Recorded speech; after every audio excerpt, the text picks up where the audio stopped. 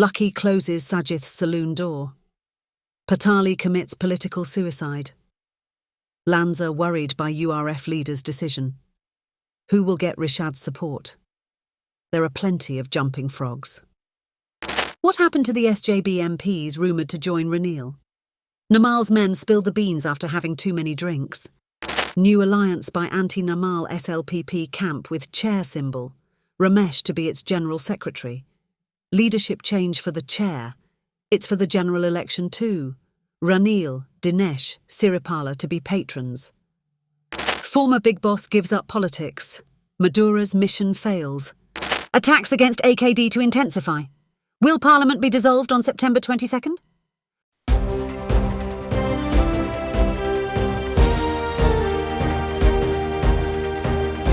The leader, දේශයට මග කියන ප්‍රවෘත්ති පෙළගැස්ම. Lucky closes Sajith's saloon door. Political crossovers are happening by the dozens each and every day. The media has mostly been reporting about these jumping frogs.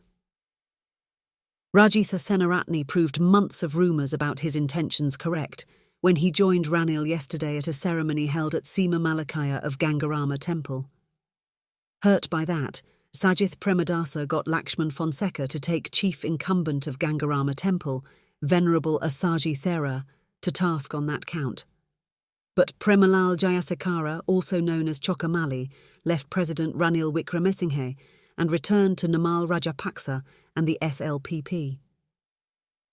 At the same time, a lawmaker of Wimal Weerawansa's National Freedom Front, Jagath Priyankara, threw his support behind Ranil. Former Minister Jayatissa Ranawira from Kelowna too followed suit.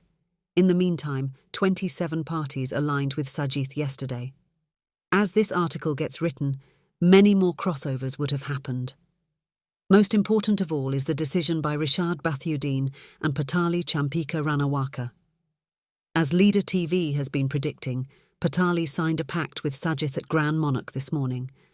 Ranil's catchers became worried and started attacking, saying that he is already a SJB MP, he committed political suicide, his conditions are not agreeable, and the President never accepts people on conditions, and that he will divide the SJB. Reactions to these remarks refer to the sour grape story. However, persons like Nimal Lanka say, Ranil didn't gain by losing Patali. He should have been kept with us, he says. Patali met Ranil several times recently, but the talks failed to make any headway. Some blame it on certain persons in Ranil's inner circle. The President is without a proper campaign manager to do follow-ups on such agreements.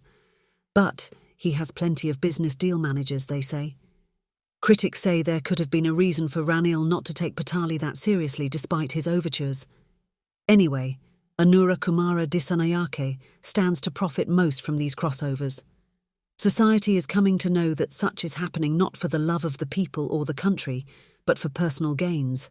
Even Lucky has become aware of that. He says that he will not go after anyone else after Rishad and Patali join the SJB. There will be no more admissions, he told several MPs after the pact signing with Patali. So, it has been decided to close Sajith's saloon door, but critics compare it to closing stable doors after the horse has bolted. Also, it gives validity to claims that the talk about crossovers from the government are mere news plants by Marikar and the lot. What happened to the SJB lawmakers rumoured to join Ranil? There have been rumours for months that up to 20 SJB MPs will come to strengthen President Ranil's hands. On the strength of that promise given to Basil Rajapaksa, the SLPP refrained from talking about a candidate. By yesterday, only Rajitha came, and those rumoured to tag along with him had dropped out. We made inquiries and found that there had been a mud-throwing campaign against those would-be crossovers. The Criminal Investigation Department investigated and found out that some people in Ranil's campaign too were behind it. That's why they had changed their minds. Until the day the SLPP Politburo decided to field their own candidate, several youth loyal to Namal had been in Ranil's campaign team. They got very close to Ranil's people, and while having drinks, told them things that should not have been leaked. That SJB lot was worried mostly because some from Ranil's side were involved. Complaints to Sagala and Wajira had yielded no results.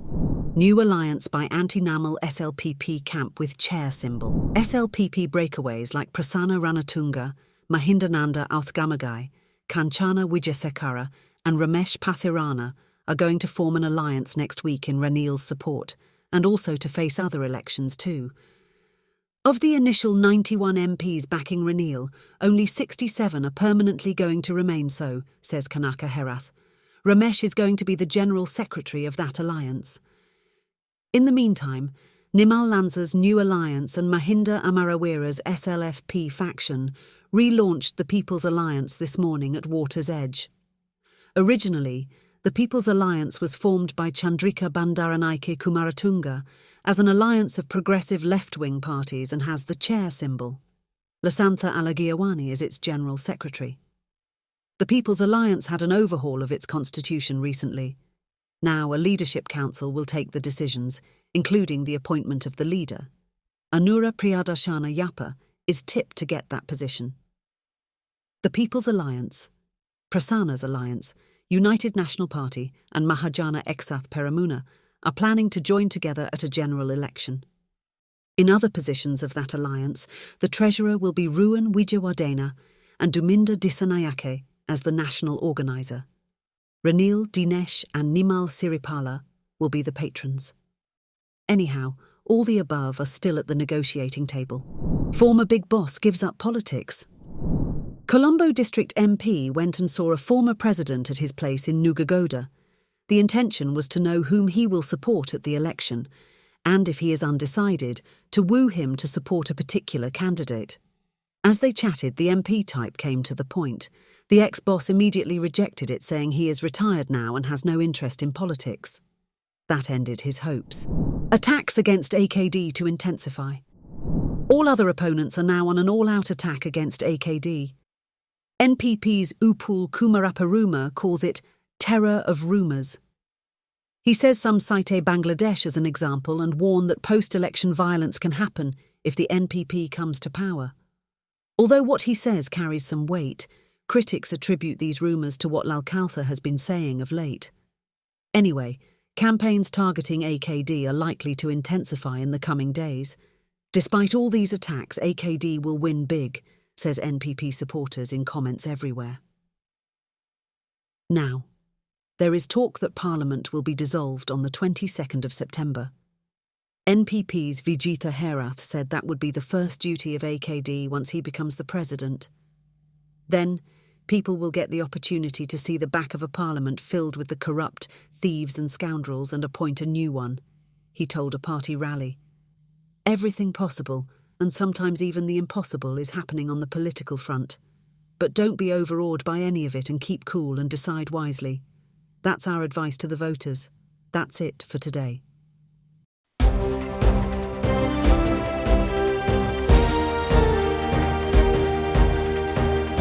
The Leader, දේශයට මග කියන ප්‍රවෘත්ති පෙළගැස්ම.